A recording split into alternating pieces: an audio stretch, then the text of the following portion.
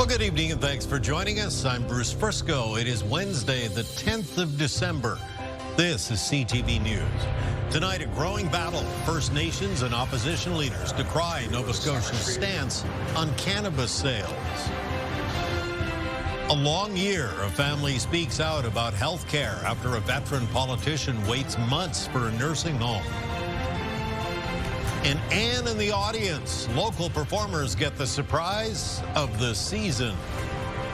Live from our Maritime's News Center, this is CTV News. Here is Bruce Frisco.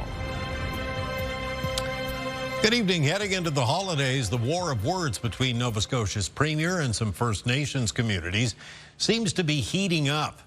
As we told you last night, some of them have banned Tim Houston from visiting their lands.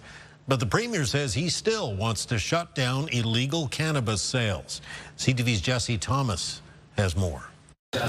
Premier Tim Houston is reinforcing his government's crackdown on what they call the illegal or shadow cannabis market, saying the surge of illegal cannabis dispensaries popping up is getting out of control, and calls it a major public safety and health risk. We're focused on Nova Scotians, protecting Nova Scotians, upholding the law, making sure that like kind of one set of laws for every Nova Scotian. But the crackdown has sparked controversy. One Mi'kmaq community has banned Houston, and two high-ranking by the move. To have somebody banned from our community with an or else statement is kind of bizarre for me in Canada. But I'm not focused on that. I'm focused on keeping Nova Scotians safe and doing what's right for Nova Scotians. The ban came Tuesday after Sabaganagati First Nation near Shubenacadie voted to block Houston. Attorney General Scott Armstrong and Leah Martin, the minister in charge of Indigenous Affairs, Sabaganagati Chief Michelle Glasgow, hasn't responded to multiple media requests, but in a statement posted to social media, labeled the politicians as undesirables and warned of a $50,000 fine if they entered, saying they don't have our best interest at heart. The tensions stem from calls the province made to police for stricter enforcement of the cannabis laws and on illegal cannabis dispensaries they say are operating both on and off reserve land. This is something Sabaganagati said happened without consultation and was avoidable, said the Liberal Party. We've heard from all over the province the frustration around this. First Nations leadership was not notified, and it's a trend with the government. This is another situation where they did not consult. Houston says his government wants to work with Indigenous communities interested in partnering to open licensed cannabis shops through the Nova Scotia Liquor Control, the only avenue he emphasized that is legal. Jesse Thomas, CTV News, Halifax. A child has been killed in an ATV crash in Digby County. Police say the off-road vehicle rolled over in a private lot yesterday afternoon in the community of Mount Pleasant. The child was rushed to hospital but later died, and the driver of the ATV was not injured. The investigation is ongoing. Well, despite a challenge from neighbors, work continues on a property in Fredericton that will house transitional housing units. Similar units are already in place in St. John, but the Fredericton project has been more contentious. Neighbors have said they weren't consulted about the work and they filed legal action to stop it. That was denied last week. The housing minister admits things probably could have been done better. We didn't do enough in Forest Hills, and we're going to make sure that we take from that. All these projects, there tends to be some folks who are in favor of it and some folks who are opposed to it, and that, remains the case. Forest Hill site will have sleeping units for 27 people. It is expected to be ready to go in early January. City of Halifax has officially shut down the tent encampment in Lower Flynn Park. Officials say as of this morning, there was just one tent at the site and there was no one actually living in it.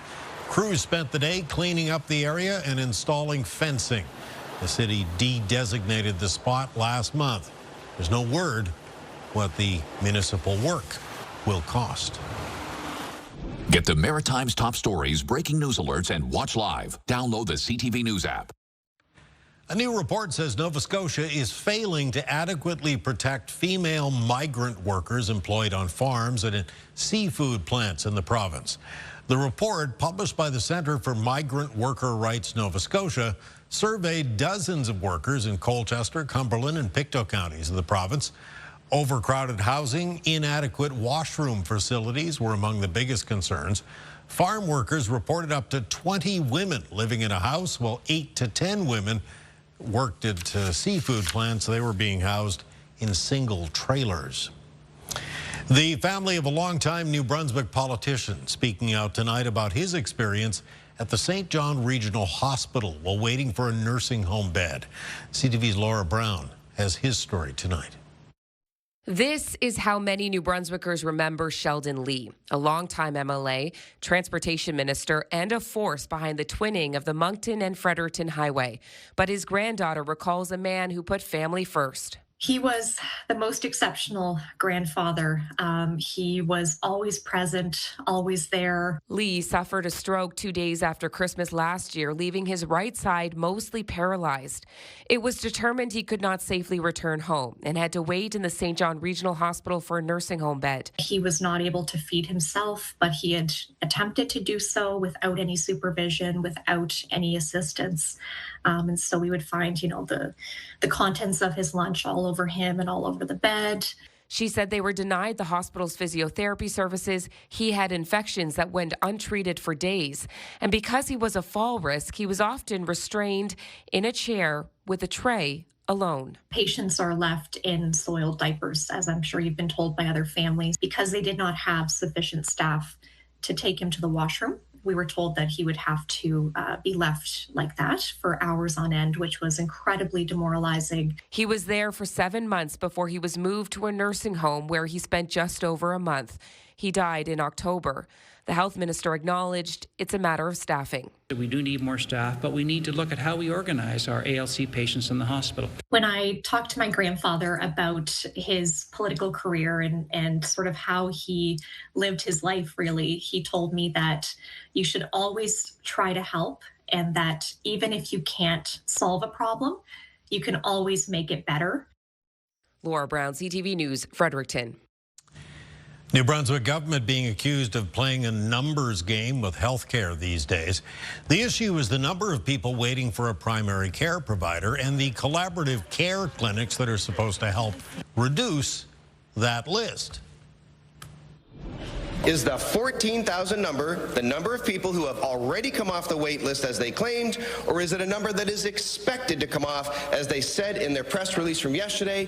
Data and facts matter. We're seeing people come off that list. The 14,000 people that we associated with these clinics are being signed up today, tomorrow, the next week, the next month.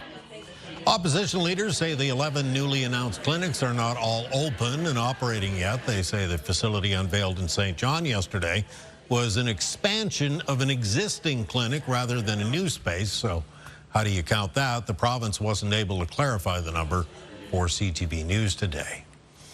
A vintage clothing store in downtown Halifax, the target of an unusual theft this week. The suspect put on most of the merchandise and simply walked out. CTV's Jonathan McGuinness has the details. This security video is from Monday. A woman walks into the vintage mansion in downtown Halifax, goes upstairs, and proceeds to put on as many items as she can and leaves. So far, what we've tallied is about $3,000 in merchandise, but we're still waiting on some of our other vendors to get back to us on their prices.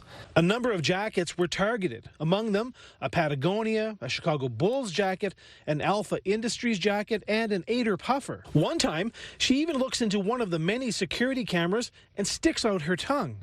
Maybe about once every month or so, you'll have someone who's brazenly just stuffing a bag, but there's not a whole lot you can do. Not really supposed to be chasing anybody. And the owner of another downtown shop, Kings Pier Vintage, says theft is so rampant, she's had to work it into her business plan. I've got twice as much staff as I need, and that staff is strictly to preserve our merchandise. Back at the vintage mansion, the alleged thief did leave a bit of a present. She left her boots behind after changing into a pair of Air Jordans before she walked out wearing them. Jonathan McInnes, CTV News, Halifax. Province of Nova Scotia is getting directly involved in the growing battle over traffic and bike lanes and congestion in Halifax. The government has issued a tender to hire someone to study the issue, including the Windsor Street Exchange, which is slated for a major and expensive overhaul. The minister is convinced improvement is possible. I think it's very realistic when we look at our ability to model the traffic flows. We can do what-if scenarios. We can change signals. We can change configuration of roads. The Premier's attack and the Mayor's attack on the bike lanes when it came around the Moore Street really heightened the division when it comes to bike lanes. You know, to say that the congestion we're seeing in our city is caused by bike lanes isn't true. Councillors, on the other hand, are struggling to find cuts to head off a proposed double-digit tax rate hike. The province says the study period will be capped at 2 years, no more. Parts of the region will look quite different come your morning commute. Heavy snow started falling late this afternoon in Fredericton. It is expected to continue all night long. As Kaylin has been telling us, this is the result of the latest clipper rolling through our region. Other areas are seeing rain and warmer temperatures. His full forecast is coming up shortly. Also ahead, we'll explore some of the ways to battle the seasonal blues that tend to impact many folks at this time of year. Coming up next, though, a clerical error with big ramifications. We submitted it and it took months, and by the time at the end of August, we actually suddenly got one day an email saying that our work permit has been refused. Halifax family that immigrated to Canada says the life they built here is in jeopardy because of some paperwork problems. Details next. Come on back. Halifax family that immigrated to Canada says the life they built here is in jeopardy. It all has to do with a mishap in their work permit. CTV's Vanessa Wright has their story. After moving to Halifax from India in 2023, the Khurana family quickly established the life of their dreams. Amit Khurana owns an HR consulting business. His wife works with the Nova Scotia government, and their daughter is pursuing a bachelor's degree from Dalhousie. But they say all of that is being threatened because of an honest mistake. So back in March 2025, our work permit was due for renewal. And we submitted it and it took months, and by the time at the end of August, we actually suddenly got one day an email saying that our work permit has been refused. At issue is the receipt of a $230 compliance fee. The receipt from their 2021 payment was mistakenly attached to their work permit renewal application. It took me 30 minutes to generate a fresh receipt and upload it. That was in August. Their case has been pending ever since. In the old days, you just get in the car, drive to the border, and an officer will take care of it. But the former Trudeau administration took that policy away. And so now you're left with paper and time. People waiting for restoration applications are not permitted to work or go to school in the country, meaning Myra Khurana has already missed her first semester at Dal. Felt left out, and I've had a lot of anxiety because of this, not being able to start. It's caused a lot of problems. Well, CTV News reached out to Immigration, Refugees and Citizenship Canada. They couldn't comment on the case for privacy reasons. The Khurana family, meanwhile, is waiting and hoping for a quick solution. Vanessa Wright, CTV News, Halifax. Thank you, Vanessa. Time for a quick break. When we return, your complete maritime weather forecast. As we said earlier, some areas getting snow tonight, others rain. Kaylin will tell us who gets what and when next.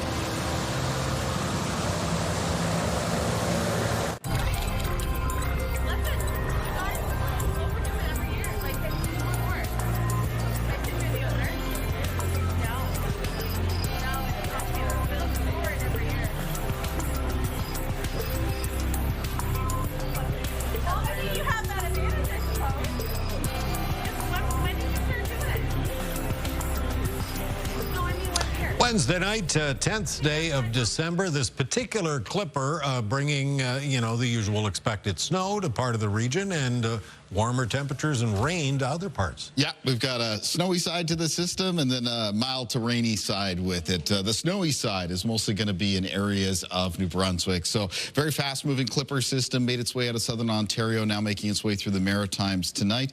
Did bring 10 to 20 centimeters of snow through parts of southern Ontario and areas of southern Quebec. Now that snow continues to fall and accumulate through northern areas of New Brunswick, getting down to central parts of the province, though. It's more of a mixture of snow, ice pellets, and freezing rain, with rain then taking over as you get down to around the Bay of Fundy coastline. It will be a round of rain coming across Prince Edward Island and Nova Scotia as we go through the overnight. Tomorrow morning, rain is clearing Prince Edward Island and the east of Nova Scotia. Snow, ice pellets, and freezing rain clearing northern areas of New Brunswick for the afternoon. Cloudy with sunny breaks and some isolated showers and flurries, about a 30% chance for any given community. The most snow with the weather system, though, expected in that northern half of New Brunswick. Fairly widespread, 10 to 20 centimeters. Higher amounts possible in higher terrain, some of the more mountainous areas. And again, for central areas of New Brunswick, an extended period of freezing rain is a risk for tonight. We have those freezing rain warnings in effect, along with the snowfall warnings. Taking a look at winds in the forecast for tomorrow, they're going to become westerly for the Maritimes. They'll be blustery in the afternoon with some gusts up between 30 and 50 kilometers per hour, maybe even peaking closer to 60 around exposed parts of the coastline of the southwest of Nova Scotia. Temperatures are rising for much of the Maritimes for tonight. That's why we're seeing a mix of precipitation with this weather system. Just expected to remain colder for some of the communities in northern New Brunswick, where tomorrow a lot of the highs will be between -4 and +1. Down through central and southern areas of New Brunswick, high temperatures tomorrow 2 to 6 degrees, but will be falling through the afternoon. Prince Edward Island on Thursday with high temperatures between 5 and 8. In eastern areas of Nova Scotia and Cape Breton, the high temperatures between 6 and 9 degrees, and around 7 to 9 degrees for parts of the North Shore and eastern shore of Nova Scotia. 7 to 9 degrees as well for northern and central parts of the province, including 7 at Amherst, 8 for Truro, and 8 for the city centres, Halifax and Dartmouth. Near 6 is the high temperature for the Annapolis Valley for tomorrow. On the south shore of Nova Scotia, most of the high temperatures between 7 and 9 degrees. Now, the milder temperatures in place for parts of the Maritimes tonight and tomorrow. They don't last long. We've got another round of colder air. It's going to be arriving Thursday night into Friday, so we'll have to be careful about any wet or slushy surfaces turning icy for the end of this week. It is flurries in the forecast for Friday right now for New Brunswick, followed by a mix of sun and cloud on Saturday and Sunday. Flurries are possible Sunday night into Monday of next week. Turns colder again, and a mix of sun and cloud for Tuesday and Wednesday. For Nova Scotia and the outlook coming up for the weekend ahead, well, first of all, for Friday, it's colder and there's flurries in the forecast, then a mix of sun and cloud for Saturday.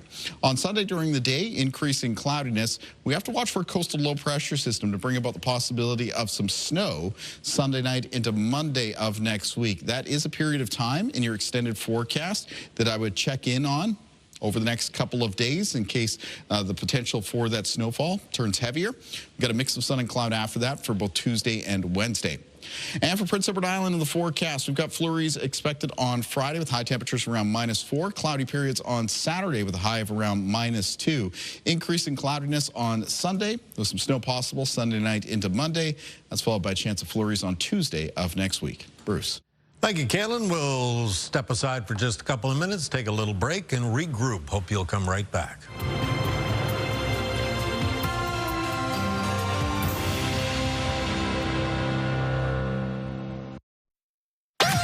The #1 morning show in Halifax. Turk, Megan, and Amateur Alex. And home to the biggest artists. Halifax's #1 hit music station. 101.3 Virgin Radio. It is an unfortunate reality, you know, as we inch closer to the holidays, there's a sizable number of Maritimers who are feeling far from festive. The dark days of December usually trigger a rise in seasonal depression and winter fatigue. And as CTV's Emma Convey tells us tonight, experts say now is the time to pay attention to your mental health. As winter sets in and daylight fades, moods can dip. But inside this local gym, the lights are bright, music is loud, and people are sweating their way to a clearer head. Exercise affects your mental health in a number of ways. Mostly it brings down stress levels because, and it sounds counterintuitive, but the more you put out in an exercise and you work out, the more your stress level drops down. If your stress level is lower, then you just feel better. Movement can make a big difference, something many Maritimers are looking for as seasonal depression sets in. Stats show that depression, stress, and burnout is higher than it's ever been. And that's regardless of the season. Like, we're absolutely seeing that. And then I think the season adds to it. Sadness, low energy, lack of motivation, and disinterest in things you normally enjoy. All are common signs of seasonal affective disorder. Do some meditations, just have some more peaceful time. I also think, Emma, what's really important is as we connect with ourselves, we also want to connect with others. And I mean real connection. 5 minutes of real connection with your loved ones can give you a little bit more of that energy that we're really craving this time of year. With 2 weeks to Christmas, experts say many people spend less time focusing on their health. Take some walks during the day. That will help you, even if it's 10 minutes long. Number 2, eat healthy during the week. Those 5 days, eat healthy, do what you want on the weekends. And number 3, make sure you sweat. Emma Convey, CTV News, Halifax. Thank you, Emma. Time for one final break tonight. Coming up, a memorable meeting with a Canadian and maritime icon. First, though, it's your wake-up weather. Here's a look at Pier 21 in Halifax. 7 degrees on this rainy Wednesday night. Kaylin Mitchell with everything you need to know for Thursday morning is coming up next.